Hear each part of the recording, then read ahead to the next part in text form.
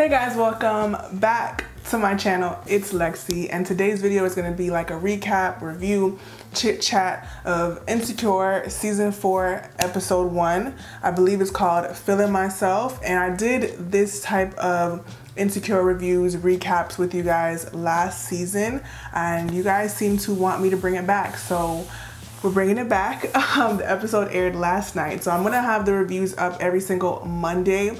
They air on Sunday, and yeah, so at this point you'll be getting 3 videos a week until Insecure is over.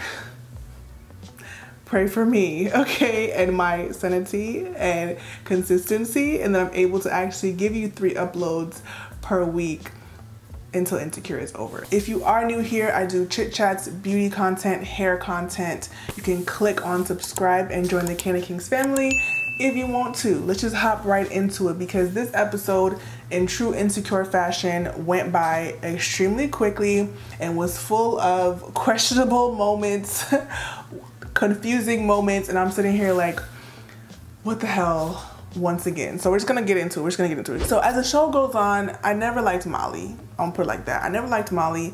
As the show goes on, I was really just like perplexed by her decisions and her character, and you know, they showed us the reasons why she did certain things, but it still had me like, why, Molly? Like why are you this way? And this episode just reinforced those thoughts for me. It's like, why, Molly?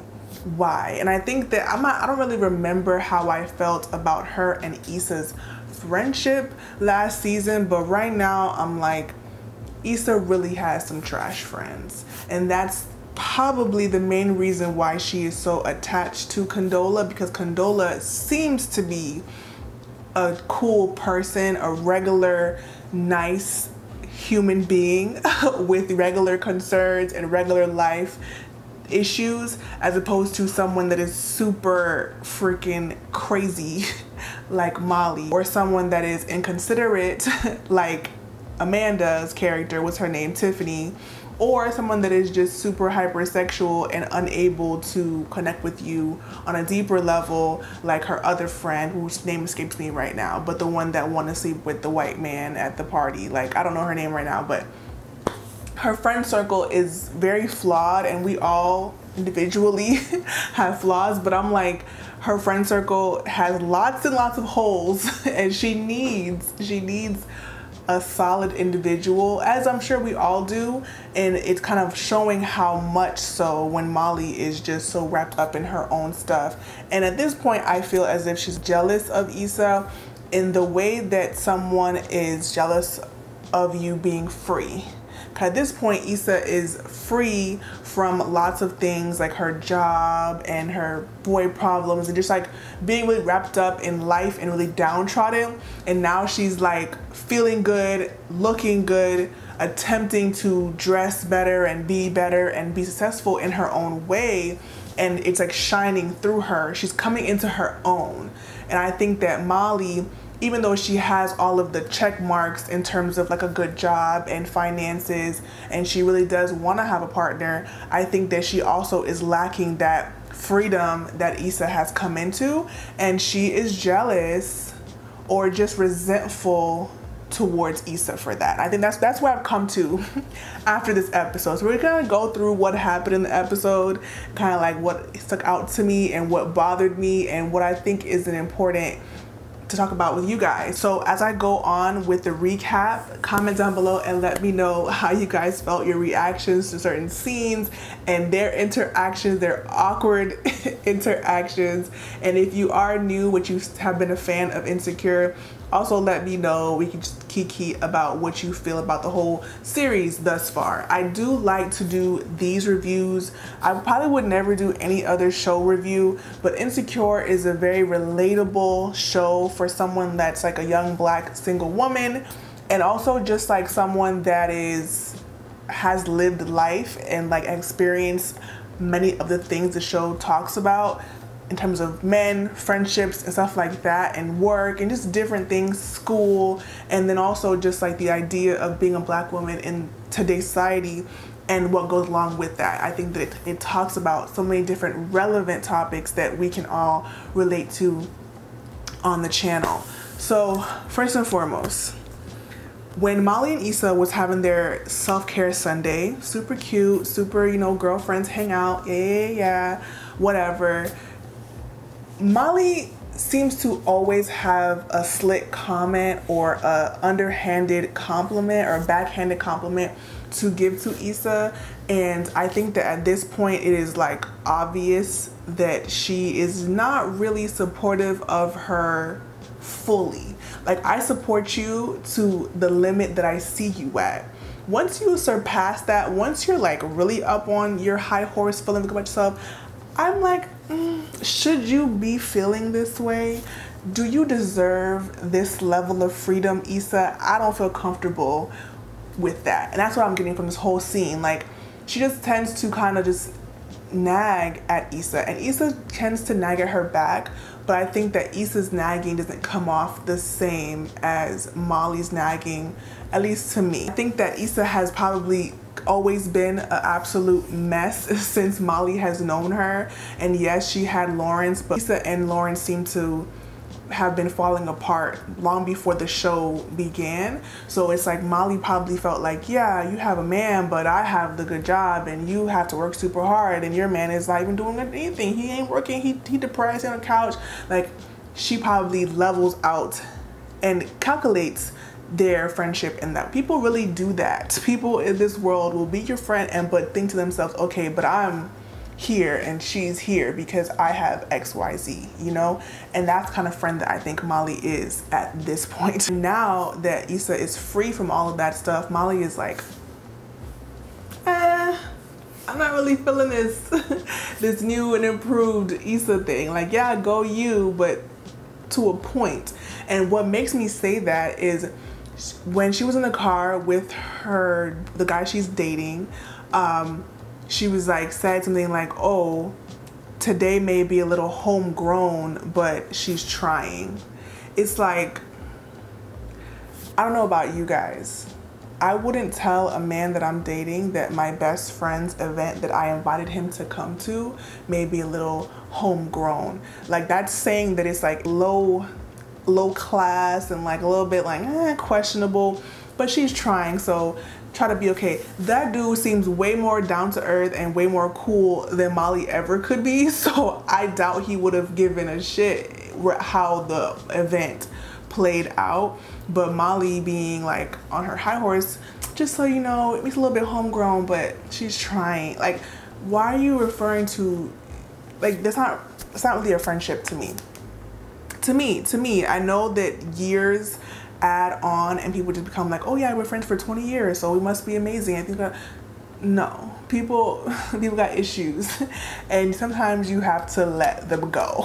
And that's what I feel about Molly. But moving along, I do think that Issa wants the best for Molly, so when she comments on her love life or her choices or goes off on her in the past, it's from a place of like, yo, this is on you. Like, you need to reevaluate your decisions, and it's a you thing. You know, you can't blame every single man you meet. It's a you thing. And I think that's where she comes from and how she communicates to Molly, but that's just me and my perception of the whole situation. And I do think that Issa gravitating towards Condola is a direct reflection of the friendships that she has present day. Condola seems to be a cool chick. Time will tell, because I don't, we never know what's under people's sleeves or whatever. I miss Nathan. Nathan was a daddy. Nathan was fine, and I miss him. I hope they bring Nathan back. Let's just hop into the biggest part of the episode, which was Issa finding out that Condola is dating Lawrence.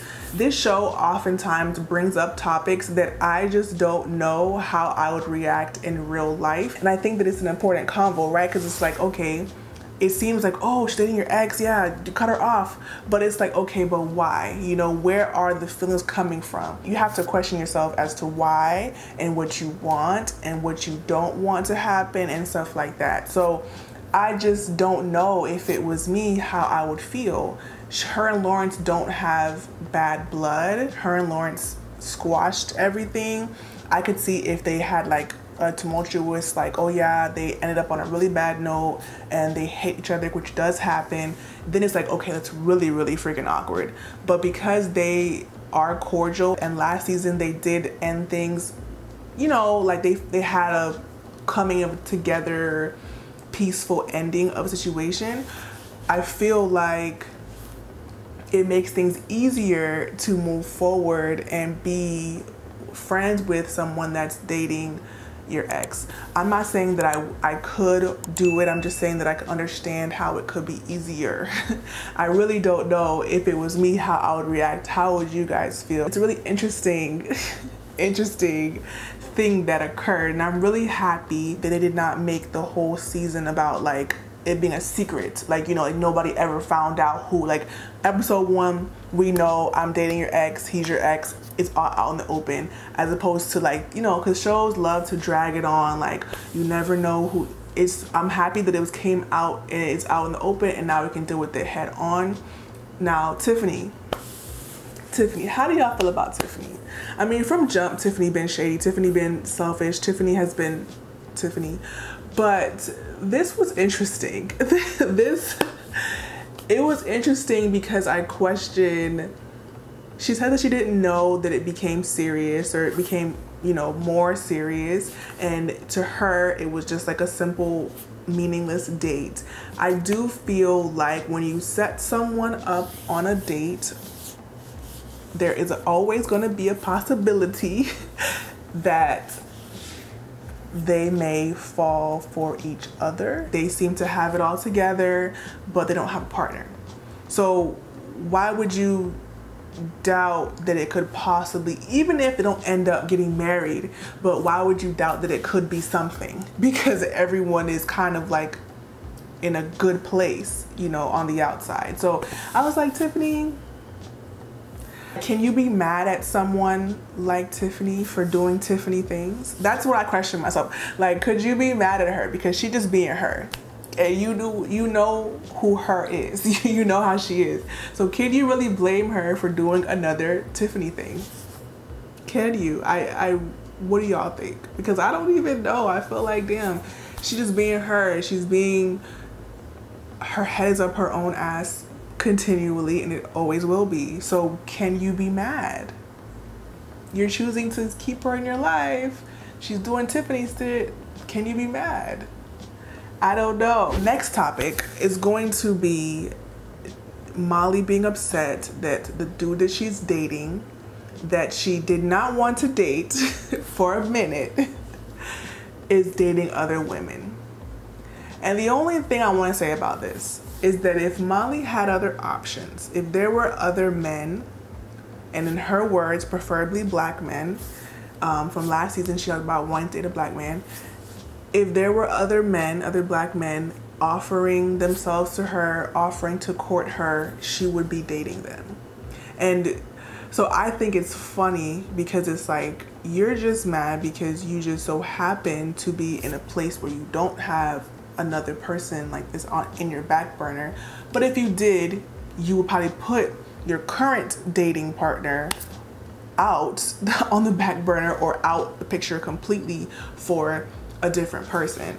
And it's like, you have these conversations for a reason, right? So you're dating somebody and you may like them, you may be like, oh, okay, I would like to be exclusive, or just like try to just minimize outside interference to see how I really feel about you. Then you have that conversation. I don't understand why you get mad at somebody for being honest and telling you, yeah, I'm dating, aren't you? How about you say, no, I'm not, and I would like you to not either. If possible, if you feeling me like I'm feeling you, let's try it out to be exclusive. Because if you don't have that conversation, can you be mad? You asked the question, buddy answered the question. And tell me if I'm wrong. Tell me if I'm wrong in the comments. I don't know. I just feel like for you to go to that extent, to be that pressed, and you just shut down the whole night, done, everything lock off, you pissed off, you just in a bad mood, you taking it out on your best friend. Like, he answered the question with a simple answer in jest. you know, and I actually was surprised and kind of proud of sis for hitting him up like, yo, I apologize. I'm feeling you more than I thought I was. That was what we needed in the car.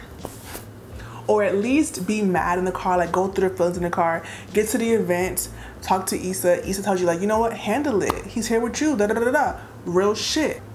Tell him, you know what, I'm feeling you. Can we discuss what we're doing here? Have the adult conversation before you shit on your best friend at a very important event for her. Have that convo with somebody that you met a few months ago before you shit on your best friend at her event. I'm sorry, like being present isn't enough. And people act like with friendships, all you have to do is show up, pick up the cups, clean up the table, and be there on time. Everything's okay. That's not how this works. Support is needed in other ways besides just showing up. I think that Issa does not have that type of support. Why is it a problem that TSA Bay is there? You know, I don't really have an opinion on him. I did enjoy his and her dialogue in the bedroom after the fact. It was like very organic and not like, you know, they both have a clear, seemingly clear view of what it is that they're doing. It's nothing, you know, he has a quick comeback, she has a quick comeback. It's like, you know, no like disrespect is happening. I appreciated that. And he's there to support, he's there to help her out, whatever. He seems to be a nice enough person.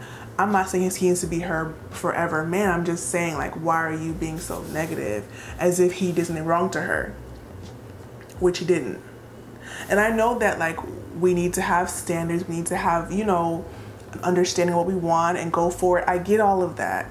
But we also need to be nice and humble and respectful and good friends. And that to me is just a lesson in and of itself. So she then tells Issa that she likes mess because Issa is still friends with Condola. So she likes mess. And things could get messy. We will find out. Time will tell. It's episode 1. So obviously things probably will get messy knowing the show. But her choosing to not cut off someone that has done a lot for her and has been nothing but nice and genuine to her without even so much of as a conversation, without even so much as like just time to figure things out, it's juvenile. It would have been juvenile. Having the convo and then choosing to not deal with Condola going forward, that would have been an adult decision. I like to dial back on the judgment. People do what they want to do. And if you're being true to yourself and your motives and your decision making, again, time will tell. And I think that what we're going to see is that Molly truly is jealous, or will be, and is becoming jealous of Issa and Condola's connection, which I think we're all a little bit too old. I'm in the show. I think they are all a little bit too old for the jealous best friend trope. Like, sis, it's boring. You're boring. Get it together. Wake up. You don't need to be jealous of Issa being friends with Condola, because at the end of the day, it has nothing to do with Lawrence, in my opinion. Because when Issa was giving her speech, Condola was like looking at her like, you know, supportive and like smiling and XYZ. And then Molly was like, after she found out from Tiffany the tea, she was like, you know, making a face at their eyes, that they, whatever, you know how to say. And then the previews for the upcoming seasons, they show Issa and Condola, you know, having lunch, and Molly comes and she has an attitude, and it's like, sis, Condola didn't do nothing to Issa. Be mad at Tiffany. Be mad at yourself. Condola didn't do shit to Issa. So I want to know, like, what is your gripe? Because nobody has the time. And I think that Issa is showing a level of maturity this season, and Molly just ain't meeting her there. The episodes are only half an hour, so this review should not be more than half an hour. Let me know what you guys thought down below. If you are a fan of Insecure and who your favorite person is on the show. And what I'm saying is just my opinion. sometimes people get mad at me for my opinions on these little insecure reviews, but let me know what y'all think. Even if you disagree with me, tell me why, what y'all feel. Do you feel like Molly has every right to be living in her Molliness, like, or do you feel like she needs to step out of herself and like open up her little pretty brown eyes? Because at the end of the day, you have a right to feel your feelings. So her feeling hurt and like a little bit upset about him dating other women, she has a right to feel that. You don't have a right to then shit on everybody else, including him and your best friend and whoever's in your path, and the TSA guy, because you feel uncomfortable. That is an immature quality. The worst part is that she was able to tell Issa, oh, you like mess, and then Issa just walked away on it. And it's like, no, don't tell me I like mess and I'm walking away. You like mess. You like to cause problems for yourself. You're dating, and then you want to text him and apologize because of what I said to you. Apologize to me. Tell me that you're sorry for being an asshole at my important event. Let me know what y'all thought in the comments down below. And if you are still here and you watched the whole review and you have not joined the KandidKinks family, and give the video a thumbs up. I'm not even sure what the disconnect could be, because we will be here every single Monday for insecure reviews and recaps, and then Sunday and Wednesday for hair and beauty content. I'll see you guys in the next one.